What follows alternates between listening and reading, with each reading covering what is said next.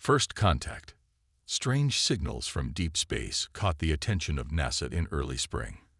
At first, they seemed like ordinary cosmic noise, but Dr. Alex Morgan noticed something unusual during his night shift at the Arecibo Observatory. The signals followed a pattern too regular to be natural. "There's something here," he muttered to himself, adjusting his glasses as he studied the repeating sequences. The pattern contained prime numbers, mathematical constants, and what appeared to be deliberate pauses. After 3 days of verification, Dr. Morgan contacted his superiors. Within a week, radio telescopes worldwide focused on the same coordinates. The signals grew stronger and more complex. Government officials arrived at observatories around the globe as the scientific community worked to decode the message. "It's definitely artificial," Dr. Morgan explained to the stern-faced military officers who now occupied his lab. "These aren't random cosmic events. Someone is trying to communicate." The first breakthrough came when Dr. Morgan's team successfully translated part of the message into basic mathematical concepts. Soon after, they identified symbols representing atomic structures and universal constants. The message wasn't just noise. It was an introduction. As scientists made progress decoding the transmission, unusual objects appeared at the edge of our solar system. Deep space monitoring stations detected them first. Structures too large and moving too purposefully to be asteroids or comets. The president called an emergency meeting of the National Security Council. Similar meetings occurred in capitals worldwide. For the first time in human history, leaders from nations typically at odds with each other found common purpose. Within days, the United Nations established a First Contact Committee with representatives from every country. Earth responded to the signals using the same mathematical language. The exchange continued for weeks, growing more sophisticated as both sides learned to communicate better. Then came the images, diagrams of the approaching vessels, biological details of their creators, and maps of star systems beyond human exploration. The visitors called themselves the Hylaxians, representatives of an interstellar civilization spanning thousands of light years. "They're coming here," said Dr. Morgan as he studied the latest transmission. "They've been watching us for decades." Space agencies detected the first scout ships entering the outer solar system 3 months after initial contact. They moved faster than any human spacecraft, crossing the distance from Neptune to Jupiter in days rather than years. News channels worldwide broadcast continuous updates. Religious leaders offered varied interpretations. Military forces went on high alert. Markets fluctuated wildly as humanity struggled to comprehend the impending meeting. Dr. Morgan worked with linguists to refine communication. "They seem peaceful," he told the First Contact Committee. "But there's something formal about their approach, like they've done this many times before." When the first Hylaxian ship entered Earth orbit, it outshined the moon. Kilometer-long and gleaming with an iridescent hull material, it moved with impossible precision. Smaller craft detached from the main vessel, descending into the atmosphere above the designated meeting site in neutral international waters. The world watched as the United Nations Secretary-General led a delegation to meet the visitors. Hylaxian representatives emerged from their craft. Tall, slender beings with reflective skin and 4 arms. They moved with fluid grace in Earth's gravity, seemingly comfortable in our atmosphere after minor adjustments. The leader of the delegation introduced himself as Commander Krell, diplomatic representative of the Hylaxian Empire. He spoke through a translation device, his voice resonating with an odd harmonic quality. "We greet Earth as we have greeted many worlds before," he announced to the assembled humans and the billions watching via broadcast. "The Hylaxian Empire welcomes you to the galactic community." No one noticed the subtle emphasis on the word empire or the calculating assessment in Krell's 6 eyes as he surveyed Earth's representatives. No one except Dr. Morgan, who watched from the back of the human delegation, suddenly concerned about what this first contact truly meant for humanity's future. Imperial assessment. Within days of first contact, Hylaxian scout ships took positions around Earth. They claimed these maneuvers were standard diplomatic protocol, but their presence made many uneasy. Commander Krell established his temporary headquarters in a specially constructed facility near Geneva, where the main negotiations took place. The Empire spans over 6,000 star systems, Krell explained during the third round of talks. We've guided many developing civilizations into our collective. His translator conveyed his words smoothly, but something in his tone made the human delegates shift uncomfortably. Krell's team conducted what they called a standard planetary assessment. They requested samples of Earth's resources, cultural artifacts, and representative DNA from various species. Most concerning to some observers, they asked for complete access to human genetic information and military capabilities, requests that were politely declined. Kate Winters, an intelligence officer assigned to the diplomatic security team, noticed patterns in the Halaxians' behavior. While they appeared cooperative during official meetings, their scanning equipment continually mapped Earth's resources and infrastructure. "They're cataloging us," Kate told her superior after the 5th day of negotiations. The same way biologists tag wildlife before deciding which specimens to collect. Kate's suspicions deepened when she intercepted an encrypted transmission between Krell's ship and the larger vessels in orbit. Working through the night with the best cryptographers available, she managed to decode fragments of the message. Earth classification: pre-FTL developing world with unusually diverse biosphere and substantial mineral reserves. Recommendation: standard acquisition protocol with minimal population disruption. When Kate brought this information to the Secretary of Defense, it triggered a confidential alert to allied nations. While diplomatic talks continued with apparent goodwill, intelligence agencies worldwide began piecing together the true nature of the Halaxian Empire. The breakthrough came when a team of linguists and anthropologists gained access to the Halaxian cultural database, supposedly offered as a gesture of friendship. Dr. Olivia Martinez discovered historical records hidden within entertainment files, records not intended for Earth's representatives to find. "They've done this before," she reported to the emergency committee. "Dozens of times. They make contact, conduct assessments, offer technology exchanges, and then gradually take control. Civilizations at our development stage are either absorbed or eliminated if they resist." The committee reviewed footage of Krell during meetings, noting how he referred to Earth as a promising addition and classified humans as adaptable labor resources. What had seemed like diplomatic niceties now took on sinister meanings. Meanwhile, the Halaxians continued their assessment. They expressed particular interest in Earth's biodiversity and certain mineral deposits rare in their existing territories. Their scientists collected samples of everything from deep ocean microbes to mountain plants. "We find your species fascinating," said Krell during a private dinner with key human representatives. "Humans show remarkable adaptability and resilience, qualities the Empire values highly." President Lewis called an emergency session with world leaders. Based on intelligence reports and decoded transmissions, Earth's governments reached a disturbing conclusion. The Halaxian Empire had already classified Earth as a future colony. "They're not here for friendly relations," the president told the assembled leaders. "Their entire diplomatic approach follows the same pattern they've used before conquering other worlds. We're being sized up for annexation." As Krell's team prepared their final assessment, Kate discovered another encrypted transmission that confirmed their fears. Earth had been designated for incorporation into the Empire within one standard Halaxian year, roughly 18 Earth months. The Halaxians believed humans would be grateful for the advanced technology and protection of the Empire. They expected Earth would surrender without significant resistance, as most pre-FTL civilizations did when faced with such overwhelming technological superiority. What the Halaxians didn't understand was that humans had no intention of becoming another entry in their catalog of conquered worlds.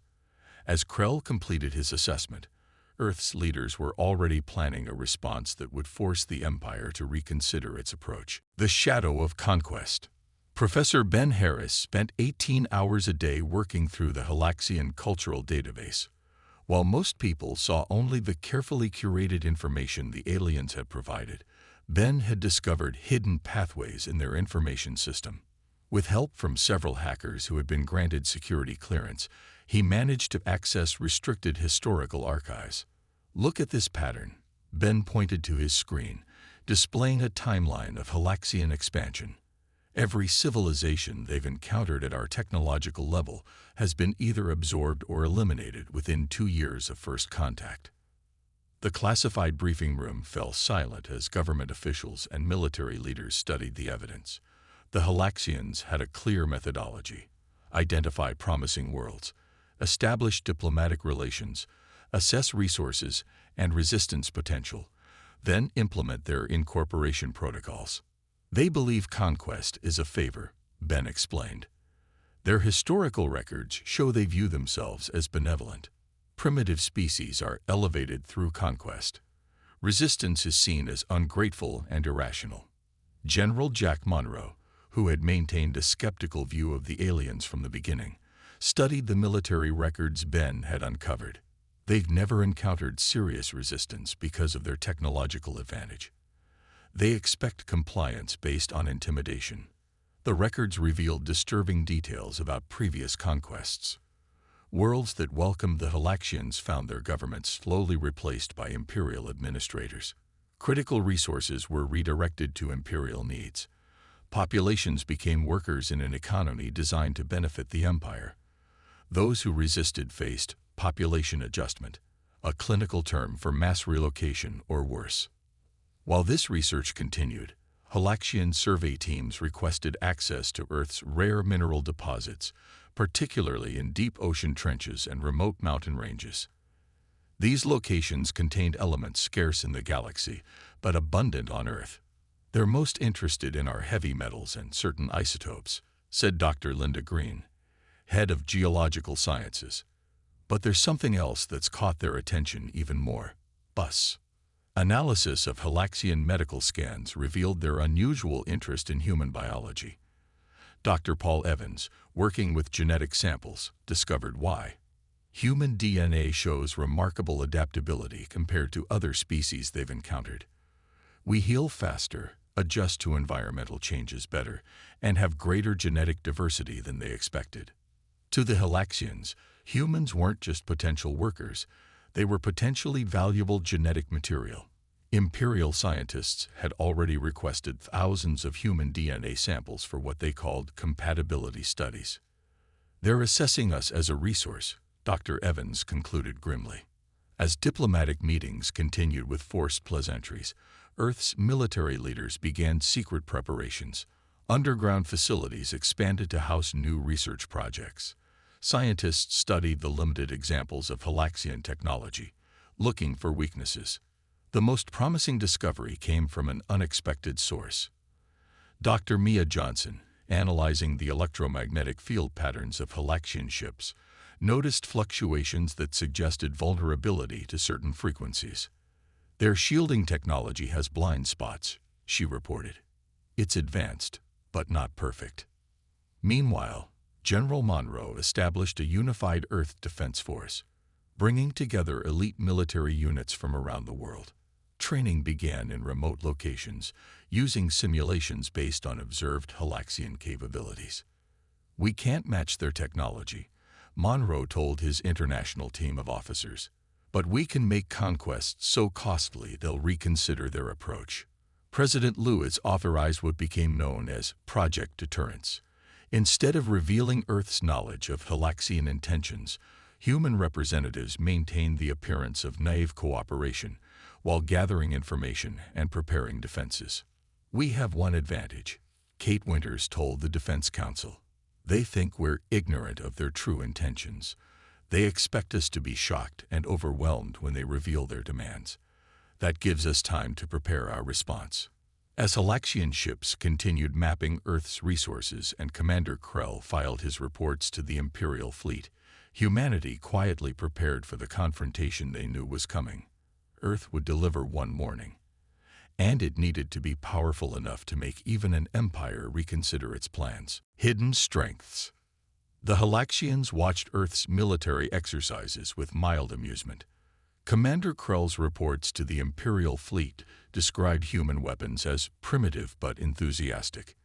His assessment noted that while humans showed surprising tactical creativity, their technology posed no threat to Imperial forces. Their most advanced aircraft cannot even leave atmosphere efficiently, Krell reported. Their weapons rely on chemical propellants and crude explosives. Standard Imperial protocols will be sufficient for incorporation. What Krell didn't know was that these visible exercises were merely a show.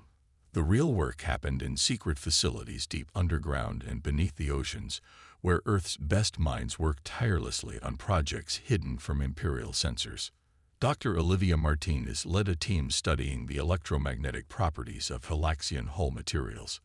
Working with samples collected during supposedly friendly technology exchanges, she discovered something significant. Their ships use a crystalline lattice structure that channels energy in very specific patterns, she explained to the Defense Council. It's incredibly strong against direct force, but certain resonance frequencies cause the entire structure to become temporarily permeable. In simpler terms, hit their ships with the right frequency, and Earth weapons could suddenly pass through their seemingly impenetrable shields. Navy Commander Ryan Foster made another crucial discovery while analyzing Halaxian scanning technology. They rely heavily on quantum field detection, but their systems have a blind spot. He demonstrated using a modified submarine. Certain materials and energy configurations are essentially invisible to them. These insights led to Project Phantom, a series of weapons platforms and delivery systems the Halaxians couldn't detect with their advanced sensors. Meanwhile, the world's nations continued an unprecedented cooperation effort. Former enemies shared military secrets. Scientists who once competed now collaborated. Resources flowed to defense projects regardless of national borders. The Halaxians don't understand human unity in the face of external threats, observed Dr. Sam Wilson, lead psychologist studying alien behavior patterns. Their empire expanded by exploiting divisions among conquered peoples. They expect us to fragment under pressure. Earth's apparent technological backwardness became an advantage. The Halaxians monitored known military bases and research facilities, but paid little attention to older technologies they considered obsolete. This allowed humans to repurpose existing systems in ways the aliens never anticipated. Old nuclear submarines were retrofitted with new drive systems. Outdated satellites became components of a hidden detection network. Abandoned mines housed manufacturing facilities for experimental weapons. The most promising development came from Dr. Martinez's team. They created a device that could temporarily disrupt the energy flow in Halaxian technology. The prototype was the size of a small car, but it worked. During a secret test, it rendered a piece of Halaxian equipment completely inert for nearly 3 minutes. If we can scale this up, Martinez told the Defense Council, we could potentially disable their ships long enough to demonstrate our capabilities. Military strategists developed what they called the porcupine defense, making Earth too painful to conquer, even for a technologically superior force. They couldn't win a prolonged war, but they could make victory so costly that the Empire might prefer negotiation. While these preparations continued, human representatives maintained friendly relations with Commander Krell. They asked for demonstrations of Imperial technology, requested tours of Halaxian vessels, and expressed admiration for the Empire's achievements, all while gathering crucial intelligence. They see our interest as naive admiration, Kate Winters reported. They believe we're eager to join the Empire and receive their benefits. This gives us the element of surprise. The Halaxians continued their assessment, cataloging Earth's resources and preparing for what they considered a routine incorporation. They observed human military forces with the detached interest of scientists studying insects. What they failed to observe were the new weapons being tested in Antarctica, the modified satellites being quietly positioned, and the defensive systems being installed around key resources. The Empire's confidence in its technological superiority would soon be its greatest weakness. As Commander Krell finalized his conquest recommendation to the Imperial fleet, humanity prepared to deliver its one and only warning. The warning. 3 months after first contact, the Halaxian Imperial fleet arrived in Earth's solar system. 7 massive ships took position beyond the moon, each one larger than anything humans had ever built. Their arrival wasn't unexpected. Earth's leaders had intercepted Krell's request for the conquest fleet weeks earlier. Commander Krell requested a formal meeting with Earth's representatives. The Imperial Diplomatic Corps is pleased to offer Earth full membership in the Halaxian Empire, he announced to the assembled human delegates. Your world has been evaluated and found worthy of incorporation. The terms he presented were exactly what Earth's intelligence had predicted: immediate surrender of military authority, transfer of resource management to Imperial administrators, and integration of Earth's population into the Imperial labor system. In exchange, humans would receive protection and limited access to Imperial technology. This is a generous offer, Krell concluded. Most developing worlds are grateful for such terms. The human delegates listened politely. Then Admiral Susan Chen, chosen as Earth's primary representative, stood to respond. We appreciate the Empire's interest in Earth, she began calmly. Before we respond to your offer, we would like to share some information we've gathered about your previous conquests. Chen activated a display showing detailed records of Imperial expansion, records the Halaxians had never shared. She described the systematic exploitation of dozens of worlds, the displacement of populations, and the environmental damage caused by Imperial mining operations. Krell's expression remained neutral, but his secondary eyes widened slightly, a sign of surprise in Halaxian physiology. We know you classify Earth as a pre-FTL developing world, Chen continued. Your assessment concludes that we lack the technology to resist incorporation. This assessment is incomplete. She nodded to her aide, who activated a secure communication channel. On the main display appeared images from space, showing the Imperial scout ship that had been monitoring Earth's southern hemisphere. The ship was now surrounded by previously undetected Earth vessels. These ships were not visible to your sensors until now, Chen explained. They represent one aspect of technology we chose not to share during your assessment. Krell shifted uncomfortably. This is unexpected, but hardly changes the situation. Your primitive vessels pose no threat to Imperial. His statement was interrupted as his personal communicator lost connection to the Imperial fleet.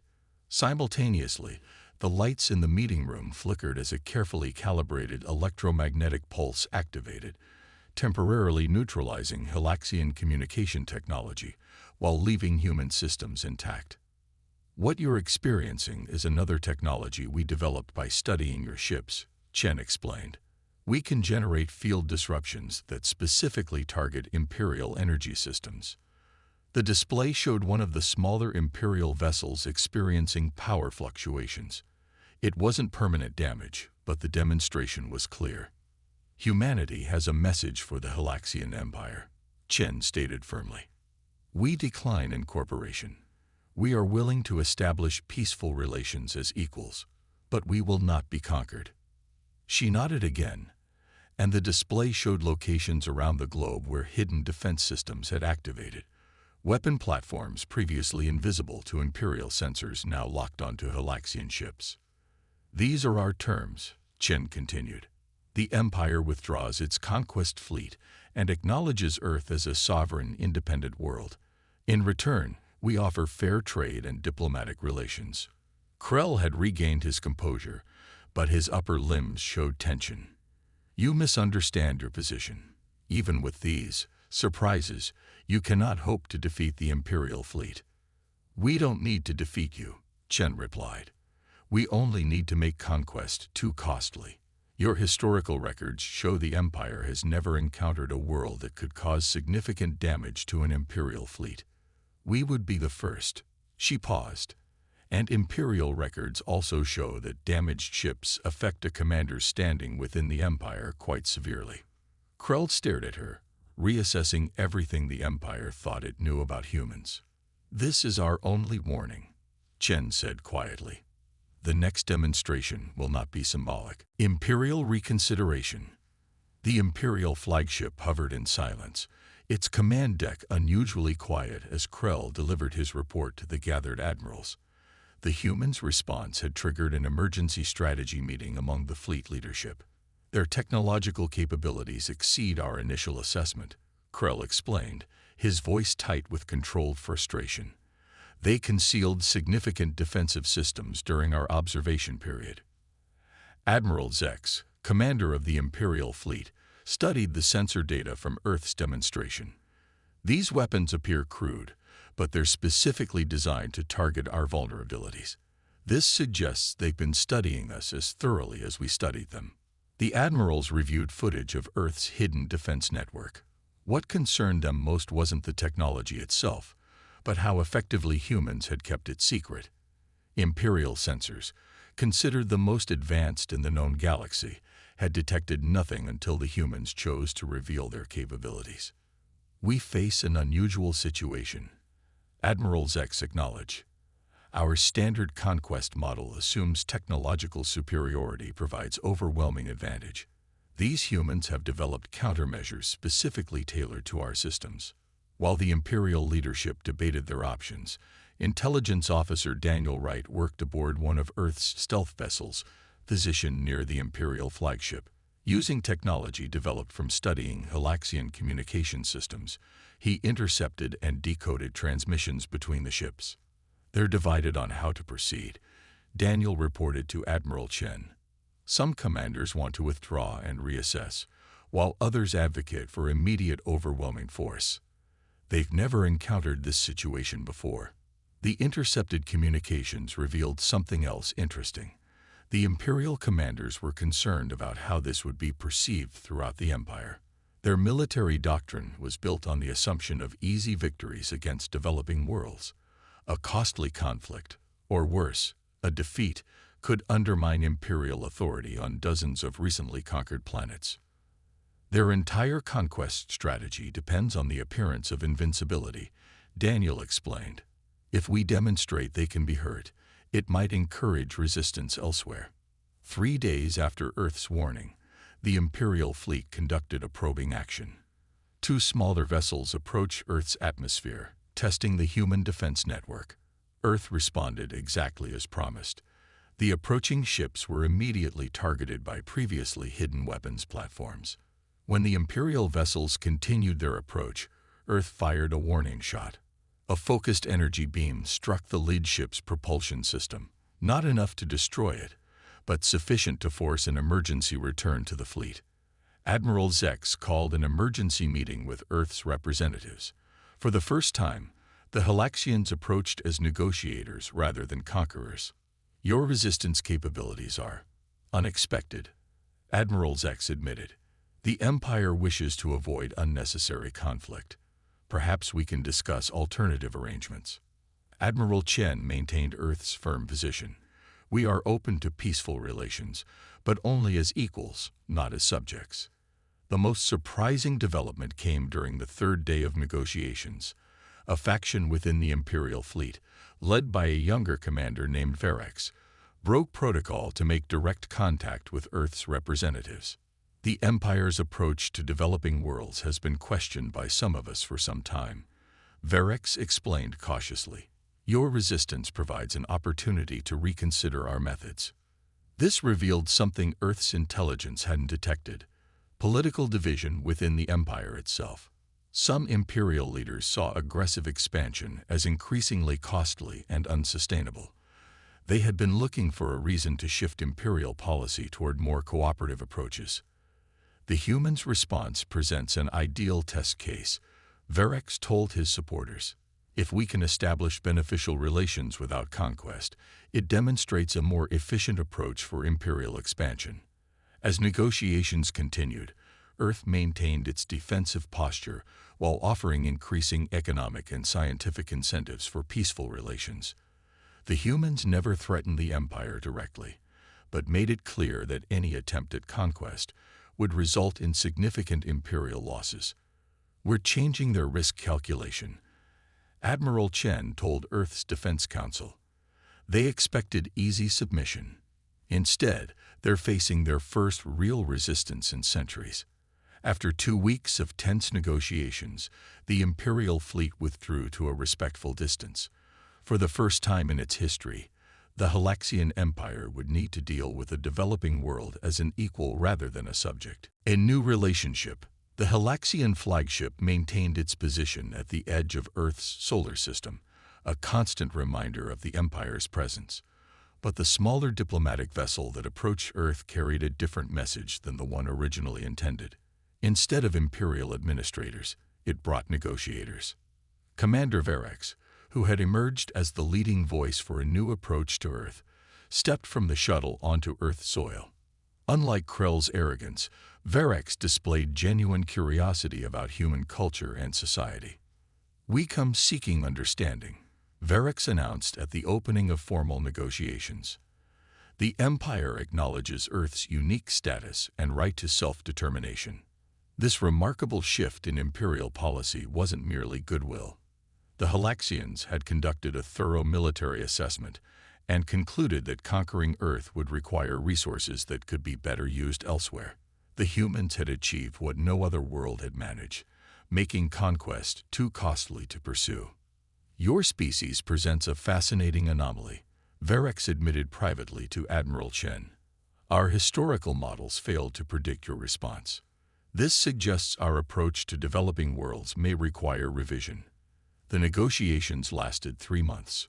Earth insisted on key protections that would prevent future imperial aggression, while offering trade and cultural exchange. The Halaxians sought access to certain resources and human innovations without the costs of military action. The resulting treaty established Earth as an independent associated world. A new classification created specifically for this unusual situation. Humans would retain complete sovereignty while gaining limited access to imperial technology, particularly medical and environmental advancements. "This arrangement benefits both parties," Admiral Chen told the United Nations after the treaty signing. "We gain knowledge that would have taken centuries to develop on our own, while maintaining our independence and cultural identity." Not everyone in the Halaxian Empire supported this new approach. Hardline factions argued that showing flexibility with Earth would encourage resistance on other worlds. But the pragmatists, led by Verex, pointed to the significant resources saved by peaceful association rather than costly conquest. Earth used this division to its advantage. Intelligence Officer Daniel Wright, now serving as liaison to the Imperial Diplomatic Corps, cultivated relationships with reform-minded Halaxians. He discovered that Earth's resistance had sparked debate throughout the Empire about the sustainability of endless conquest. "Your planet has become a symbol," a junior Imperial diplomat confided to Daniel. "Many worlds watch how this relationship develops." 6 months after the treaty signing, the first human delegation visited an Imperial core world. They returned with knowledge that accelerated Earth's development in several fields, particularly energy production and material science. Just as importantly, they established direct contact with other recently incorporated worlds. These connections led to what became known as the Coalition of Associated Worlds, a loose alliance of planets seeking greater autonomy within the imperial system. With Earth as the example of what was possible, other worlds began negotiating for better terms. Admiral Chen, now serving as Earth's primary ambassador to galactic affairs, understood the delicate balance they maintained. "We aren't strong enough to challenge the Empire directly," she explained to Earth's Leadership Council. "But we've shown that cooperation can be more profitable than conquest." That's a powerful idea. 1 year after first contact, a remarkable scene unfolded at the United Nations. Representatives from 3 other worlds joined human delegates to establish formal trade agreements independent of imperial oversight, something previously unthinkable in imperial territory. Commander Verex, watching from the observer section, leaned toward Daniel Wright. "Your world has changed the Empire more than you realize," he said quietly. "For millennia, we expanded through force because it worked. Now we must consider alternatives." Earth continued strengthening its defenses while building peaceful relationships throughout the galaxy. Humans never forgot that show of resistance that had earned the Empire's respect. They maintained their vigilance even as they reached for the stars. The Imperial historical records were updated with a new notation about Earth. Exceptional case. First pre-FTL civilization to achieve negotiated independence. Recommendation: continued observation and cultural exchange. Note: approach with respect. Humanity had delivered its one morning. The Empire had listened, and the galaxy would never be quite the same.